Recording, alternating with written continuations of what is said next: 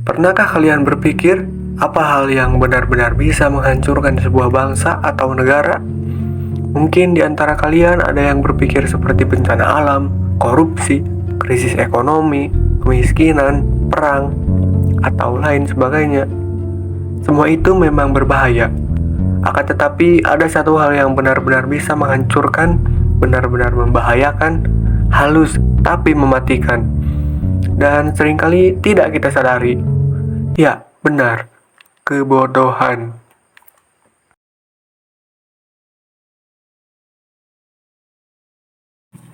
Ada sebuah pepatah yang mengatakan, berdebat dengan orang bodoh itu sama seperti bermain catur dengan seekor merpati. Ia menjatuhkan bidak-bidaknya, membuang kotoran di papan, dan terbang kembali ke kawanannya untuk mengklaim kemenangan. Itu hal yang lucu dan cerdik. Tapi itu juga sangat-sangat mengkhawatirkan. Seorang teolog dari Jerman, Dietrich Bonhoeffer, berpendapat bahwa orang bodoh lebih berbahaya daripada orang jahat. Dalam surat-suratnya, Bonhoeffer berpendapat bahwa kebodohan adalah musuh yang lebih berbahaya bagi kebaikan daripada kedengkian atau kejahatan. Karena meskipun seseorang dapat memprotes kejahatan, kejahatan dapat diungkap dan dapat dicegah dengan penggunaan kekerasan. Lain halnya dengan kebodohan, kebodohan adalah masalah yang berbeda karena dua alasan. Yang pertama, secara kolektif kita jauh lebih toleran terhadapnya. Tidak seperti kejahatan, kebodohan adalah sifat buruk yang tidak dianggap serius oleh sebagian besar orang dari kita. Kita tidak mencerca orang bodoh karena ketidaktahuannya. Kita tidak meneriaki orang bodoh karena pengetahuannya terbatas. Orang bodoh adalah lawan yang licin. Mereka tidak bisa dikalahkan oleh perdebatan. Terlebih lagi ketika orang bodoh terpojok. Ketika mereka dihadapkan dengan fakta yang tidak dapat disangkal, mereka akan marah dan menyerang. Tidak ada protes atau penggunaan kekerasan yang menghasilkan apapun di sini. Alasan tidak didengar. Fakta yang bertentangan dengan prasangka seseorang tidak perlu dipercaya. Pada saat-saat seperti itu, orang bodoh bahkan menjadi kritis. Dan ketika fakta tidak dapat disangkal, fakta tersebut disingkirkan begitu saja sebagai hal yang tidak penting. Dalam semua ini, orang bodoh jelas berbeda dengan orang jahat. Sangat puas diri, dan karena mudah tersinggung, orang bodoh menjadi berbahaya dengan melakukan serangan. Kutipan dari Bonhoeffer.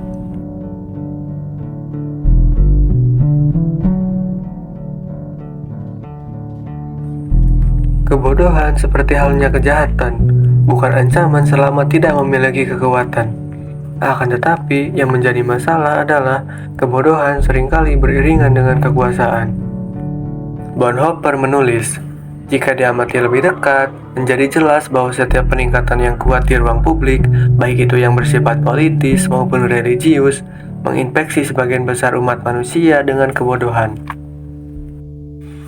Contoh nyata yang pertama, bahwa kebodohan tidak menghalangi Anda untuk memegang jabatan atau wewenang. Sejarah dan politik penuh dengan contoh-contoh ketika orang bodoh berhasil mencapai puncak dan ketika orang pintar disingkirkan atau dibunuh. Contoh kedua, hakikat kekuasaan mengharuskan orang menyerahkan kemampuan tertentu yang diperlukan untuk berpikir cerdas. Kemampuan seperti kemandirian, berpikir kritis, skeptis, dan refleksi. Semakin seseorang menjadi bagian dari lembaga, semakin tidak menjadi individu. Orang yang tadinya cerdas, karismatik, mempunyai kebijakan yang masuk akal, seketika menjadi bodoh saat ia menjabat. Seolah-olah slogan-slogan, kata-kata mutiara, dan sejenisnya telah menguasainya. Seperti di bawah pengaruh mantra, ia dibutakan, disalahgunakan, dan keberadaannya pun disalahgunakan. Bonhoeffer juga menulis, pemikir kritis yang cerdas kini memiliki naskah untuk dibaca. Mereka akan melibatkan senyum mereka, bukan otak mereka. Ketika orang bergabung dengan partai politik, tampaknya sebagian besar memilih untuk mengikuti jejak mereka daripada memikirkan semuanya. kecerdasan dikuras oleh kekuasaan, membuatnya mirip seperti maneken animasi. Bonhoeffer berpendapat bahwa kebodohan harus dilihat lebih buruk daripada kejahatan. Kebodohan memiliki potensi yang bisa menghancurkan suatu bangsa atau negara. Lebih banyak kerusakan yang ditimbulkan oleh satu orang idiot yang kuat daripada sekelompok orang yang licik.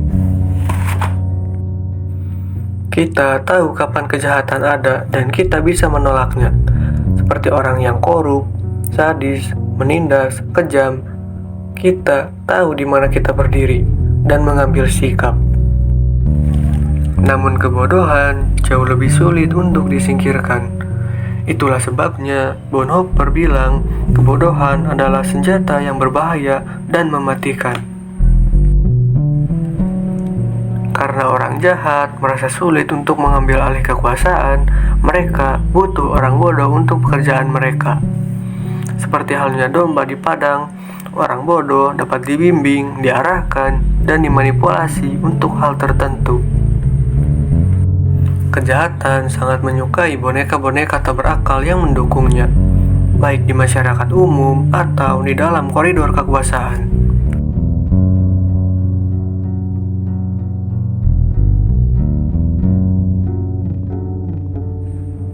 Jika kebodohan adalah ancaman, maka penawarnya adalah kecerdasan dan kesadaran. Kita bisa mulai dari dalam diri kita sendiri, dengan melawan kebodohan dan tidak membiarkan kebodohan menguasai diri. Meskipun bukan hal yang mudah, kita harus tetap optimis untuk menjadi bangsa yang lebih baik. Ingat, bangsa yang kuat adalah bangsa yang mau belajar dari setiap kesalahan dan mau berkembang, serta terbuka untuk kritik. Jangan biarkan kebodohan merusak impian kita. Jangan biarkan kebodohan menguasai diri kita. Mari bergerak bersama untuk bangsa yang cerdas, bermoral, dan berdaya.